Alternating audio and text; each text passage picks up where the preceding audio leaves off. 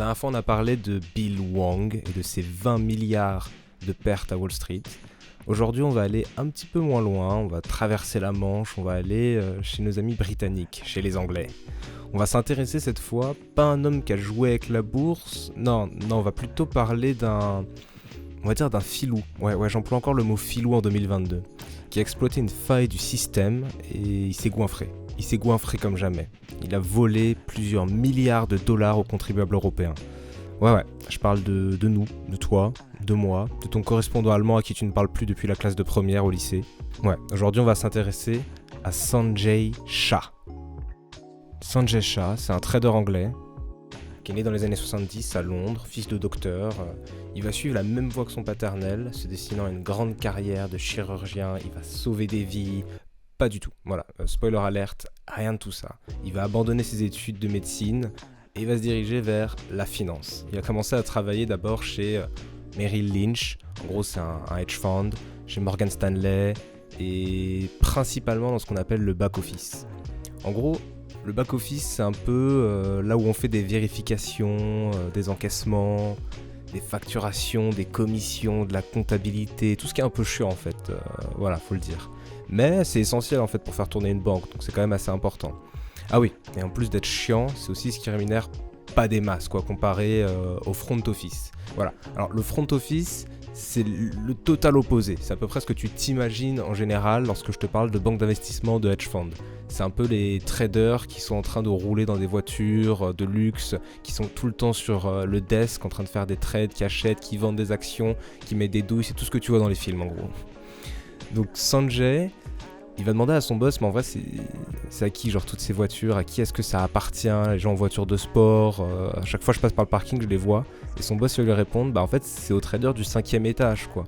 Et là, quand Sanjay va réaliser ça, il va se dire attends, moi je me plais pas dans ce que je fais, je suis au back office, je suis pas bien payé, je fais des tâches redondantes, rébarbatives, enfin ma vie vraiment c'est pas fou. Et là t'es en train de me dire que quelques étages au-dessus de moi, il y a un mec qui se pavane dans un costume 3 pièces qui coûte la peau du cul, en plus qui a une voiture de sport, qui a une montre de luxe, il s'est dit aucune chance. Et à partir de ce moment-là, genre son seul objectif, ça va être d'être comme eux. C'est-à-dire qu'il va se dire je veux aller au front office. Donc il va quitter Morgan Stanley et il va réussir à se faire embaucher en tant que trader. Mais là, devinez juste un instant où est-ce qu'il va aller. Allez, c'est assez facile. Il va aller chez nos amis du Crédit Suisse. Mais oui, mais on les connaît maintenant depuis Bill, voilà. C'est des amis, on les connaît bien, on a un compte nous-mêmes au Crédit Suisse. Hein. Voilà. Donc il va atterrir là-bas et il va finir au département du Dividend Arbitrage Trading.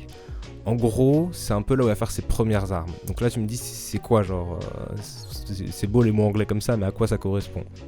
Alors, on appelle ça aussi Comcom ou Comex.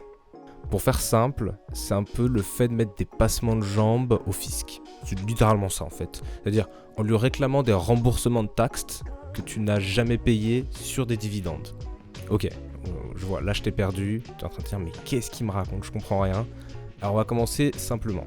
Qu'est-ce que le Kumkum ? Imagine que, je sais pas, t'as des actions totales. Oui, parce qu'on aime détruire la planète hein, quand même. Et ces actions totales, elles te versent annuellement des dividendes. Bah, normalement, toi tu dois déclarer ces dividendes et tu te fais taxer dessus, quoi. Voilà, c'est l'État qui fait ça. Bah, pour éviter de te faire taxer, on va dire que tu vas prêter ton action totale à ton ami qui est exilé, fiscal, à Dubaï. Tu vois déjà, genre, ça sent un peu, voilà. Lui, il va toucher le dividende et il va te rendre en fait le tout quelques temps plus tard. Et toi, en échange, tu lui laisses une petite com, tu vois, genre tu l'invites au grec, tu laisses une petite pièce, genre c'est un peu comme commission. Et voilà, juste comme ça, tu viens d'éviter de te faire taxer. C'est facile, non ? Mais les banques, elles vont un petit peu plus loin que ça. Genre elles font ce qu'on appelle le Cumex. Donc là, je vais rentrer dans le détail. En gros, en utilisant des robots super rapides, voilà, des ordinateurs très puissants, des robots super rapides, on appelle ça du trading à haute fréquence, les banques, elles vont se faire des passes à 10. On va faire des petites passes à 10 comme ça, comme le taureau que tu vois quand tu fais un foot, c'est littéralement la même chose, sauf que la balle, c'est l'action totale.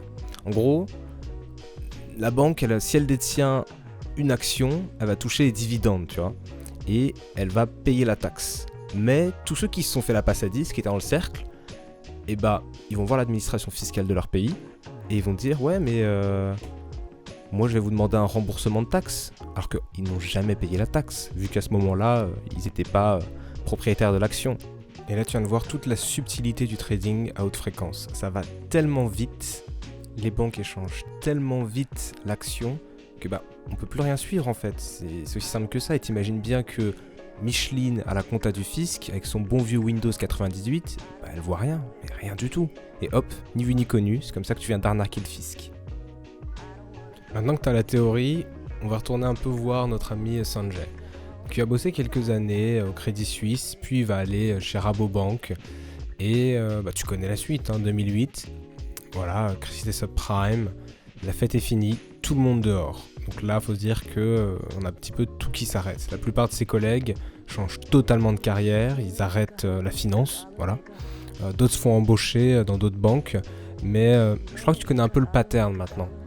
Tu vois, si tu veux vraiment gagner de l'argent sur les marchés, faut pas rejoindre une banque ou un hedge fund. Non, ça c'est un peu trop classique. Non, ce qu'il faut faire, comme notre ami Bill, il faut en créer un. En 2009, Sanjay, il va créer Solo Capital Partner.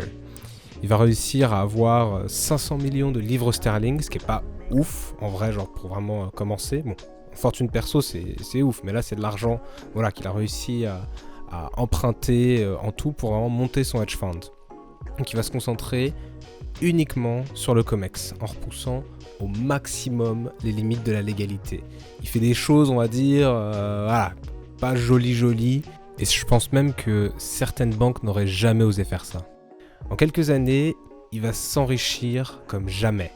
C'est vraiment ce qu'il faut se dire. C'est-à-dire en 2013, sa fortune personnelle, elle s'élevait à genre 700 millions de dollars. C'est quand même, voilà. Donc là, il quitte la grisaille de Londres. Où est-ce qu'il va ? Je te le fais deviner. Il va s'installer à Dubaï.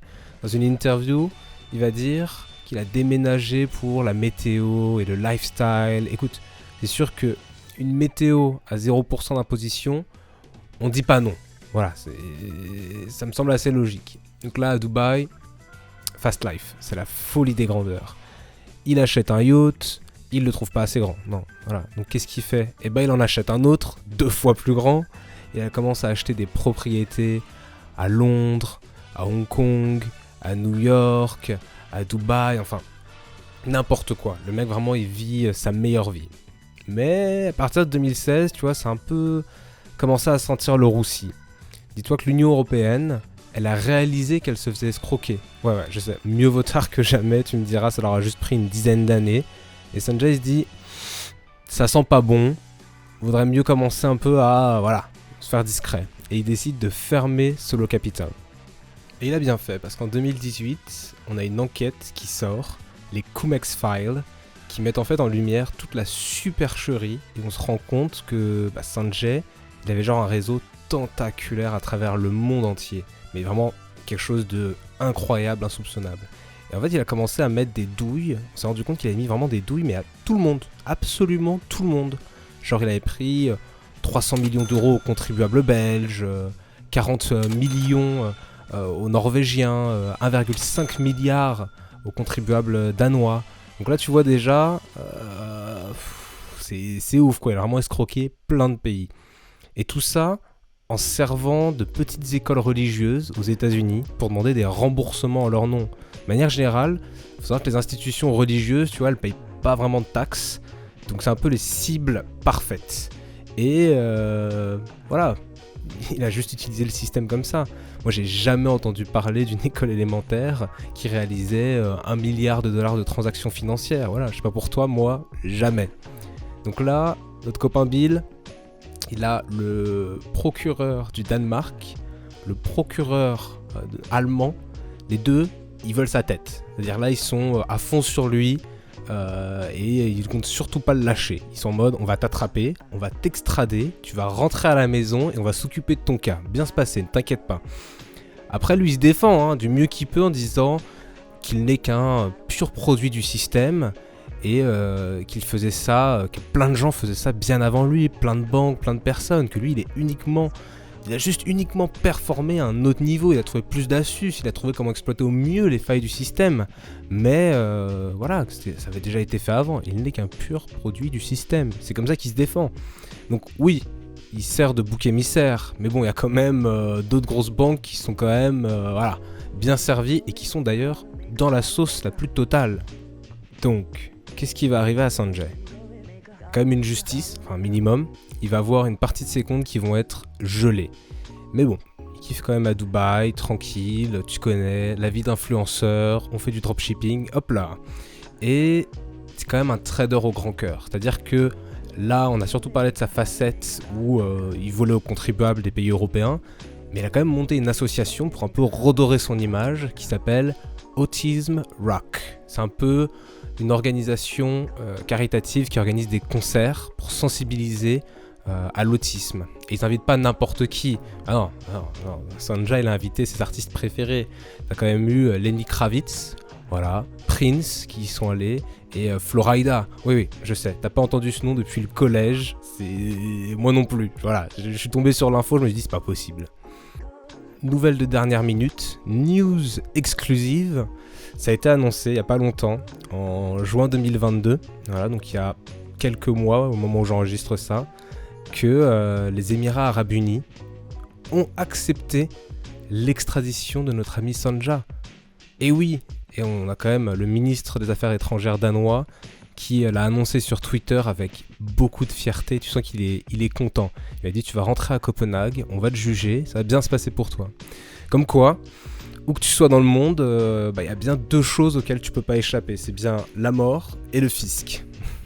Voilà, écoutez, j'espère que cette vidéo vous a plu, que vous avez passé un bon moment. C'était un sujet assez complexe, mais j'ai essayé de le simplifier au mieux, sans trop rentrer dans les détails. Et écoutez, j'espère qu'on se retrouve sur une nouvelle vidéo. Allez, salut!